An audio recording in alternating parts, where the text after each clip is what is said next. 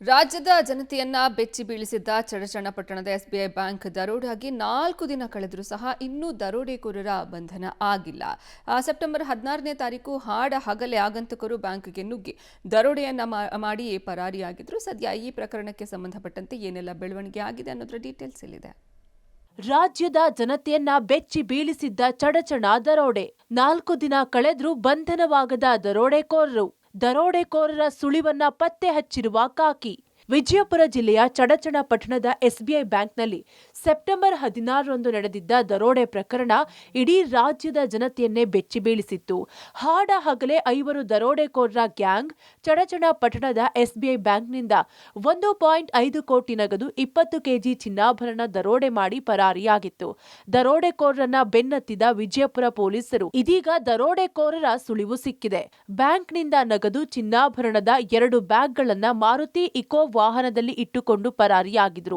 ಹಣ ಮತ್ತು ಚಿನ್ನಾಭರಣ ತುಂಬಿಕೊಂಡು ಪರಾರಿಯಾಗಿದ್ದ ದರೋಡೆ ಬ್ಯಾಗ್ ಇದೀಗ ಪತ್ತೆಯಾಗಿದೆ. ದಿನಾಂಕ 16/9/2025ರಂದು ಚಡಚಣ ಪಟ್ಟಣದಲ್ಲಿರುವಂತಹ SBI ಬ್ಯಾಂಕ್ ರಾಬರಿ ಕೇಸು ಈಗಾಗಲೇ ವರದಿಯಾಗಿ ಪ್ರಕರಣವನ್ನು ದಾಖಲಿಸಿಕೊಂಡು ಪೊಲೀಸ್ ಇಲಾಖೆ ಪ್ರಕರಣವನ್ನು ತನಿಖೆಯನ್ನು ಕೈಗೊಂಡಿದೆ. 1,04,00,000 ನಗದು ಮತ್ತು 20 ಕೆಜಿ ಚಿನ್ನ 398 ಬ್ಯಾಗ್ಸ್ಗಳಲ್ಲಿ ಏನು ತೆಗೆದುಕೊಂಡು ಹೋಗಿದ್ದರು ಆ ಪ್ರಕರಣವನ್ನು ದಾಖಲು ಮಾಡಲಾಗಿತ್ತು. ಈಗಾಗಲೇ 8 ತನಿಖಾ ತಂಡಗಳನ್ನು ನಾವು ನೇಮಿಸಿದ್ದೀವಿ. ಎಲ್ಲ ಆಯಾಮಗಳಲ್ಲಿ ತನಿಖೆಯನ್ನು ಕೈಗೊಳ್ತಾ ಇದೆ.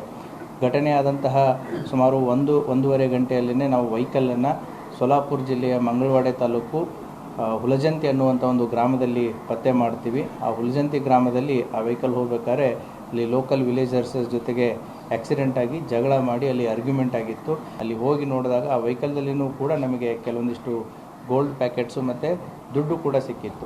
ಮಹಾರಾಷ್ಟ್ರ ಗಡಿಯ ಹುಲಜಂತಿ ಗ್ರಾಮದ ಪಾಳು ಮನೆಯ ಮೇಲ್ಚಾವಣಿ ಮೇಲೆ ಒಂದು ಬ್ಯಾಗ್ ಪತ್ತೆಯಾಗಿದೆ. ಈ ಬಗ್ಗೆ ಗ್ರಾಮದ ಜನರು ಮಂಗಳವಾಡೆ ಪೊಲೀಸರಿಗೆ ಮಾಹಿತಿ ನೀಡಿದ್ರು. ದರೋಡೆ ಮಾಡಿ ಪರಾರಿಯಾಗುತ್ತಿದ್ದ ಆಗಂತಕರನ್ನ ಬೆನ್ನು ಹತ್ತಿದ ವಿಜಯಪುರ ಪೊಲೀಸರು ಆಗ ಇಕೋ ವಾಹನದಲ್ಲಿ ಪರಾರಿಯಾಗಿ ಕಾರು ಬಿಟ್ಟು ಎಸ್ಕೇಪ್ ಆಗಿದ್ರು. ಆಗ ಕತ್ತಲಲ್ಲಿ ಪಾಳು ಮನೆಯ ಮೇಲ್ಚಾವಣಿ ಮೇಲೆ ಒಂದು ಬ್ಯಾಗ್ ಬಿಟ್ಟು ಪರಾರಿಯಾಗಿದ್ದಾರೆ. ಬ್ಯಾಗ್ನಲ್ಲಿ 6.54 ಕೆಜಿ ಚಿನ್ನಾಭರಣ, 41,04,000 ರೂಪಾಯಿ ನಗದು ಪತ್ತೆಯಾಗಿದೆ. ಇನ್ನು ದರೋಡೆಕೋರರು ನಗದು ಚಿನ್ನಾಭರಣದ ಬ್ಯಾಗ್ ಜೊತೆಗೆ ಪರಾರಿಯಾಗುವಾಗ ವಾಹನ ಮತ್ತು ರಸ್ತೆ ಉದ್ದಕ್ಕೂ ದರೋಡೆ ಮಾಡಿದ ನಗದು ಚಿನ್ನಾಭರಣ ಬಿದ್ದಿದ್ದವು. ಇದನ್ನ ಕೆಲ ಸ್ಥಳೀಯರು ಎಗರಿಸಿದ್ರು. ಇದೀಗ ಈ ವಿಷಯ ಅರಿತ ಪೊಲೀಸರು ಹುಲಜಂತಿ ಗ್ರಾಮದಲ್ಲಿ ಸಭೆ ಮಾಡಿ ಕೊಂಡೊಯ್ದ ಚಿನ್ನಾಭರಣ ನಗದು ವಾಪಸ್ ಕೊಡಲು ಸೂಚಿಸಿದ್ರು. ಹೀಗಾಗಿ ಕೊಂಡೊಯ್ದಿದ್ದ 2.5 ಲಕ್ಷ ನಗದು, ಒಂದು ಬಂಗಾರ ಚೈನ್ ಮರಳಿಸಿದ್ದಾರೆ.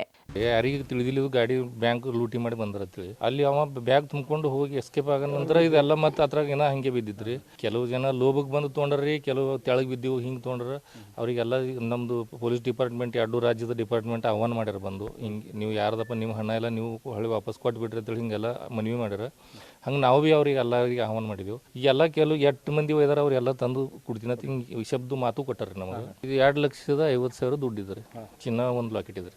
ಗಾಡಿಯಾಗಿ ಕೆಲವೊಂದು ಬಿದ್ದೀವಿ, ತೆಳಗೆ ಬಿದ್ದೀವಿ, ಕೆಲವೊಂದು ತೊಗೊಂಡ್ವಿ ಹೋಗಿರೋ ಮಂದಿ. ಯಾಕಂದ್ರೆ ಅದೇನು ಸಾಜಿಕ್ ಅದ್ರಿ, ಸ್ವಭಾವ ಮನುಷ್ಯ ಸ್ವಭಾವ ಅದು.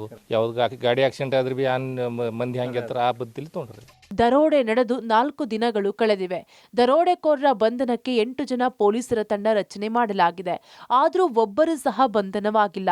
ದರೋಡೆ ಮಾಡಿದ ಚಿನ್ನಾಭರಣಗಳು, ನಗದು ಮಹಾರಾಷ್ಟ್ರದ ಗಡಿ ಗ್ರಾಮಗಳಲ್ಲಿ ಪತ್ತೆಯಾಗುತ್ತಿವೆ.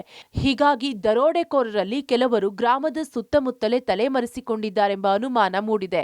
ಗ್ರಾಮದ ಮನೆ ಮೇಲೆ ಇಟ್ಟಿದ್ದ ಒಂದು ಬ್ಯಾಗ್ ಪತ್ತೆಯಾಗಿದೆ. ಇನ್ನೊಂದು ಬ್ಯಾಗ್ ಪತ್ತೆಗಾಗಿ ದರೋಡೆಕೋರರು ರಾತ್ರಿ ವೇಳೆ ಬಂದು ಹುಡುಕುತ್ತಿದ್ದಾರೆ ಅಂತ ಸ್ಥಳೀಯರ ಮಾಹಿತಿ. ಒಟ್ನಲ್ಲಿ ವಿಜಯಪುರ ಜಿಲ್ಲಾ ಪೊಲೀಸರಿಗೆ ಈ ಪ್ರಕರಣ ದೊಡ್ಡ ಸವಾಲಾಗಿದ್ದು, ಆದಷ್ಟು ಬೇಗ ಇದನ್ನ ಭೇದಿಸಲಿ, ನಗದು ಚಿನ್ನಾಭರಣ ಗ್ರಾಹಕರಿಗೆ ಸೇರಲಿ ಅನ್ನೋದು ಎಲ್ಲರ ಆಶಯವಾಗಿದೆ. Purushottam Kulkarni, public TV.